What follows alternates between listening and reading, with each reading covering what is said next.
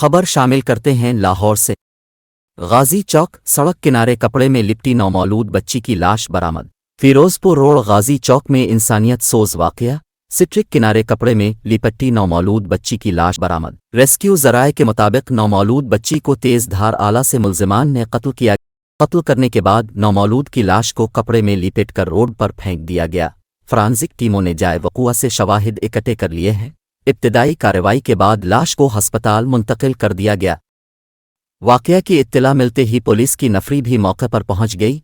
Police हुक्काम का कहना था कि वाकये की कानूनी कार्रवाई शुरू कर दी है। नौमौलूद बच्ची को कत्ल किया गया है। सीसीटीवी फुटेज और दीगर शवाहिद की रोशनी में मुल्जिमान की तलाश जारी है।